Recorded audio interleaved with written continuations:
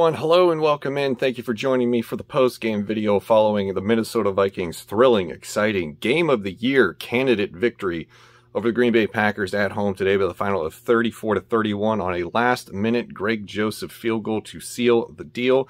Whole lot of reactions for this game today, a lot to discuss. But first, before we get into that, don't forget, on this video, you can leave a comment to potentially be featured in tomorrow's video, which is going to be the day after Green Bay. That is our little group collaborative project here in our small corner of Vikings internet, where you leave a comment. I will feature it in the video tomorrow potentially, and I will react to it. So it will be titled Your Comments, My Reactions, Our Video. So don't forget to do that on this video here today. Remember to leave the comments short, concise, and to the point for a better chance to be selected, because the screen caps can only be so large. So let me know what your thoughts are as you listen to me react to today's surprising victory. I have to correct myself, because if you watched this morning's Good Morning Vikings video that I put out there around 10 a.m., I said that I had projected this game to be a loss. I went back and I watched the video that I made 5 weeks ago after we beat the Detroit Lions, projecting the rest of the Vikings schedule, and take a look at this. I actually projected this to be a win. I had totally forgotten about that, and my reasoning was on point, is that it's a home game, middle of the season. We should be, ping-ponging be around 500, and we always split with the division rivals. We're never going to get swept by all of them in 1 year, and this team is good enough to not let that happen. So we get another win. We are back to 500. This team is 5-5. It has looked brilliant as of late. That is, I said last week after the Chargers win that I was not ready to crown this offense and this team as legitimate contenders. And I still am sort of not. But at the same time, I have to get credit where credit is due, because they have shown me what I have asked for. And that is 2 straight weeks against top-tier opponents, being aggressive, going for the win, not playing not to lose, and actually looking like a bona fide NFL offense, because they are throwing to the best players that they have, and that's Justin Jefferson and Adam Thielen. Second straight week, Justin Jefferson goes ham. It's just an unbelievable game for him. And it just proves what we've been saying for all of eternity, that if you get your best players of the football, you're going to be successful. There was a moment at the end of the game there where Kirk Cousins looked like he had thrown a crippling interception to Darnell Savage. And I was going to go on Twitter and say, listen, can't be mad at him for it, because that's what we asked for. Go to Justin Jefferson. And then, as fate would have it, somehow is on our side today. That was overturned, which is just incredible when you think about it. So, an incredible game today, an absolutely incredible game today to get us back to 500. So we're 5-5 on the season. Everything here is full tilt go. If they keep this up, these last 2 performances, they can actually be a legitimate threat in the playoffs, because they have 2 things going for them now. Number one, the Panthers lost today. They lost to the Washington football team 27-21. Yes, Cam Newton is back. They have a much better situation at quarterback now, but it's still the same old Matt Rule coach team. I don't have faith in them. We also own the tiebreaker over them, so that puts us back ahead of them in the playoff race. I think I'm not 100% sure, but I think if the season ended today, we'd be the 7th seed. The rest of the NFC after us is pretty garbage. I mean, you look around the league. The Eagles won today. I think they're going to be 4-6, so they're still very much alive. The Falcons are alive mathematically, but they look pretty dead in the water. But maybe that's just a symptom of playing the Patriots, who are reclaiming the NFC or the AFC East somehow this year. And there's a whole bunch of other teams that could definitely find themselves in the mix. I don't know what to make of the Bears anymore. There is the NFC West with the Cardinals, the 49ers, the Seahawks, one of those teams that we still have to play yet this year. We also still have to play the Rams this year. Can't forget about them. So, the Minnesota Vikings have worked their way back into relevancy after a couple big wins, one on the road in LA, which was technically a home game because there's no such thing as Chargers fans.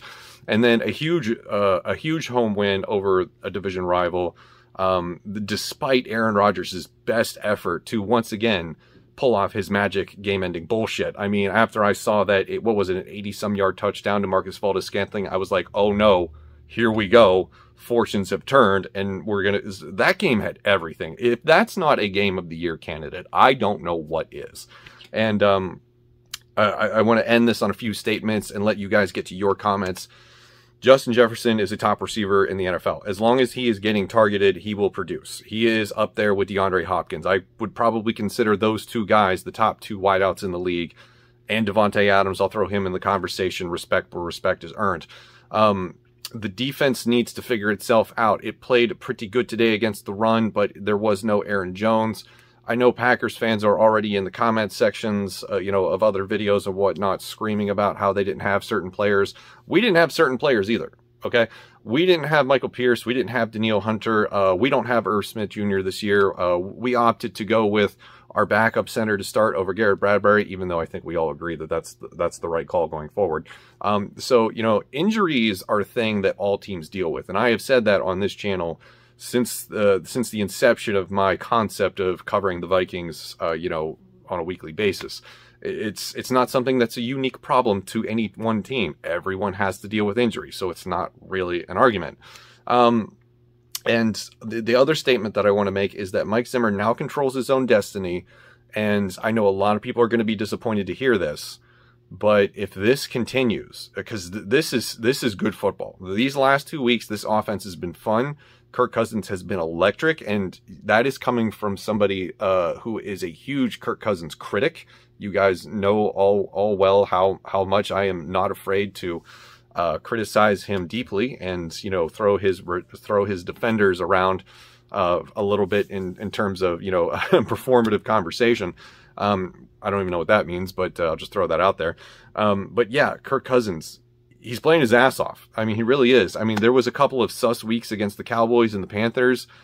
I don't know what changed after the Ravens game. I legitimately don't know, other than the fear that this thing was going to be gutted. And that's got to be what's motivating them, is that, they were this close to getting this thing blown up and everything getting changed because, the mentality after the close Lions win and, the snatching the loss from the jaws of victory against the Panthers, and then a couple crushing losses against the Cowboys and the Ravens. It felt like that this was going in the wrong direction, and they seem to have course corrected. So Mike Zimmer controls his own destiny.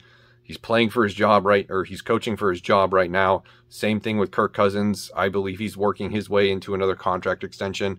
Here's the thing. There is still a ton of football left to go. Remember, we got a lot of games left. We have a couple more strong opponents. We're going to see Green Bay again this year, and at this time it's going to be in their stadium, and it's going to be cold as shit. So that is the revenge game that you need to be worried about. If the Rams figure themselves out, they will definitely be a tough test.